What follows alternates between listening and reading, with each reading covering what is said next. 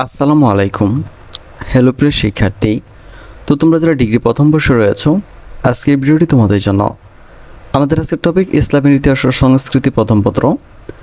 তো তোমাদের পরীক্ষা একেবারে হাতে নাগালে।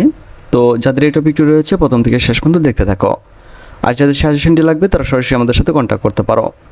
মাত্র 15 থেকে 20টা প্রশ্ন দেবো, এখান থেকে হুবহু কমন পড়বে। তো চলো শুরু করা যাক আমাদের আজকের ভিডিওটি। তো চলো আমি তোমাদেরকে কবিভাগ থেকে কিছু।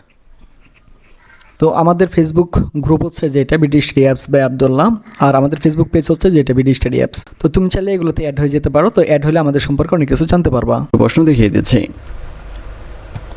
আমাদের প্রথম প্রশ্ন, আরবের বৃহত্তম মরুভূমি কোনটি? মনে রাখবা, আরবের বৃহত্তম মরুভূমি হচ্ছে রূপ আল খালি মরুভূমি। তারপর দেখো, কোন সময়কে আয়ামে জাহেলিয়া বলা হয়?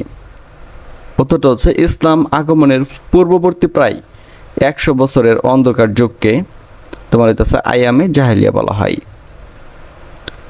তারপর দেখো, জাজিরাতুল আরবের অর্থ কি? মনে রাখবা, জাজিরাতুল আরবের অর্থ হচ্ছে আরব উপদ্বীপ। এখানে মূলত তোমাকে 1 নাম্বারের জন্য এই প্রশ্নগুলো দিবে, ঠিক আছে? তো আহামরি লেখার কিছু নেই, যা বলবে তাই লিখবা। এরপর দেখো, সাব আল মুআক্কালাত কি? এটি প্রাক ইসলামিক আরব সাহিত্যের বিখ্যাত 60টি ঝুলন্ত কাব্য এর সংকলন।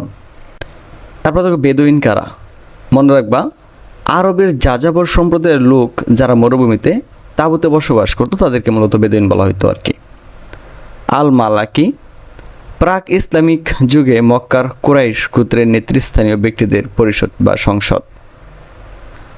কোন কবিকে আরবের শেক্সপিয়ার বলা হয়? উত্তরটা হচ্ছে প্রাক ইসলামী যুগের বিখ্যাত কবি ইমরুল কায়েসকে। মেরাজ শব্দের অর্থ কি? মনে রাখবা, মেরাজ শব্দের অর্থ হচ্ছে ঊর্ধ্বগ্রমণ বা সিঁড়ি।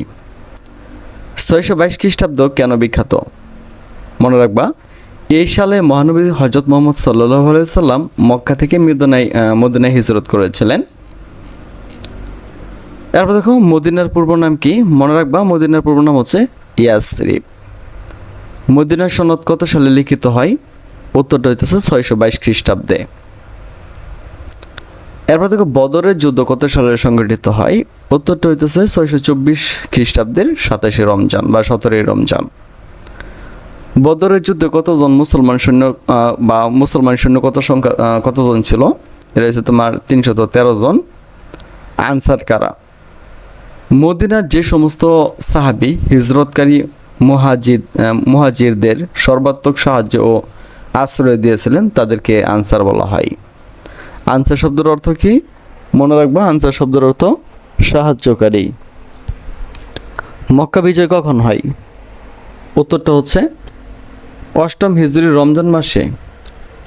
ইসলামের ত্রাণকর্তা বলা হয় কাকে? ইসলামের প্রথম খলিফা হযরত আবু বকর রাদিয়াল্লাহু তাআলা আনহুকে তোমার হচ্ছে ইসলামের ত্রাণকর্তা বলা হয়। কারণটা হচ্ছে তিনি হচ্ছে রিদ্দার যুদ্ধ বা গোত্রগুলোর বিদ্রোহ দমনের মাধ্যমে ইসলামকে রক্ষা করছিল আর কি, এই জন্য আর কি। হ্যাঁ, এরপর রিদ্দার শব্দের অর্থ কি? মনে রাখবা, ধর্মত্যাগ বা প্রচলিত দিন থেকে ফিরে যাওয়া। দিওয়ানের প্রতিষ্ঠাতাকে? উত্তরটা হচ্ছে দিওয়ানের প্রতিষ্ঠাতা হচ্ছে দ্বিতীয় খলিফা হযরত ওমর রাদিয়াল্লাহু তাআলা আনহু। এরপর দেখো, সাইফুল্লাহ শব্দের অর্থ কি? মনে রাখবা, সাইফুল্লাহ শব্দের অর্থ হইতেছে আল্লাহর তলোয়ার। বাইতুল মাল কি? ইসলামিক রাষ্ট্রের কেন্দ্রীয় রাজকোষ বা সরকারি অর্থ ভাণ্ডার হচ্ছে তোমার মূলত বাইতুল মাল। জুন্নুরাইন কার উপাধি ছিল? এটা হচ্ছে তৃতীয় খলিফা হযরত উসমান রাদিয়াল্লাহু তাআলা আনহুর উপাধি ছিল আর কি। উমাইয়া বংশের প্রতিষ্ঠাতাকে?